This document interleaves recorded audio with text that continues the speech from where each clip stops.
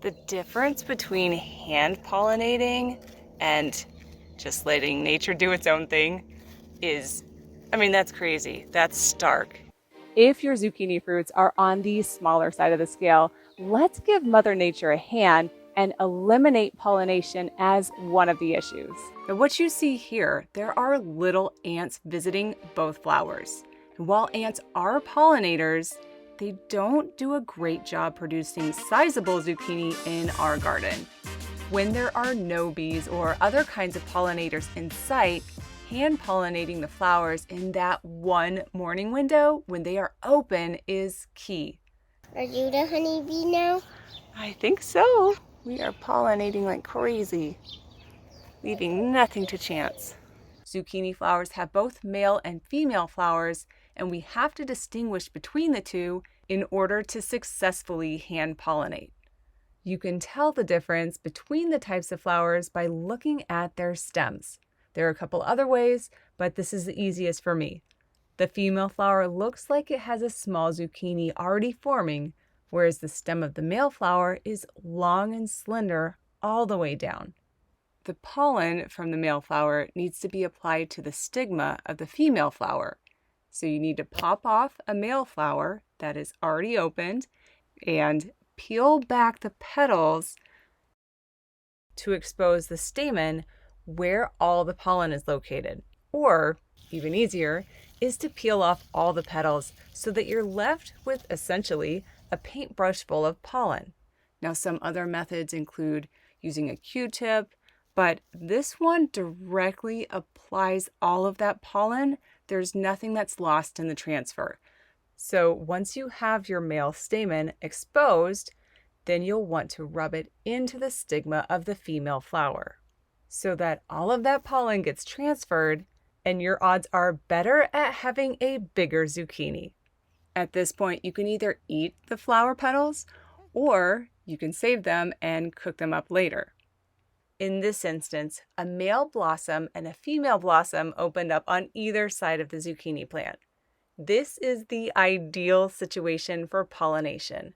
However, if you have an open female flower and there's not an available male flower on the current plant, take a look at your other zucchini plants for male flowers. I'll go so far as to cross-pollinate between different types of zucchini just to increase odds of getting something to eat, even if it does not produce a pure black beauty or yellow zucchini. The bees don't discriminate, so let's be opportunistic like nature. Here's one last gotcha.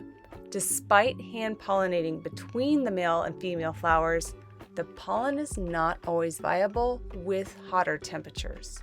I made a couple observations, and you may have a few concerns after watching this.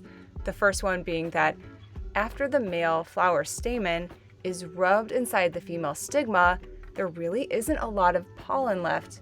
The whole point of this is to get as much pollen as possible into the female flower. And if you consider using a Q-tip or a paintbrush or any other kind of method to transfer the pollen, there would be a lot of pollen lost in that transfer. It'd be still left on whatever implement you use to make that transfer.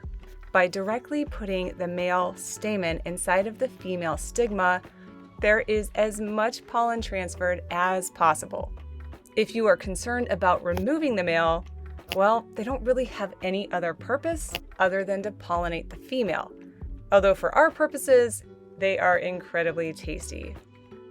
Good. There's nothing that's going to happen to the plant once you remove the male flowers. What you don't want to do is remove the female flowers.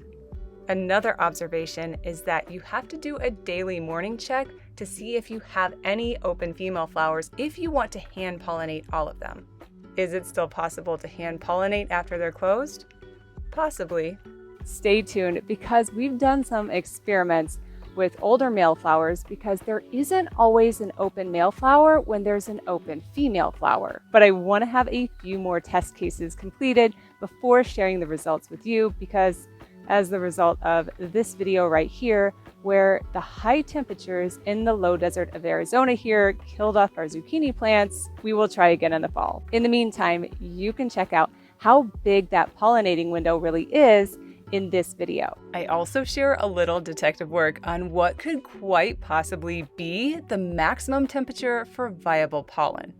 Thanks for watching.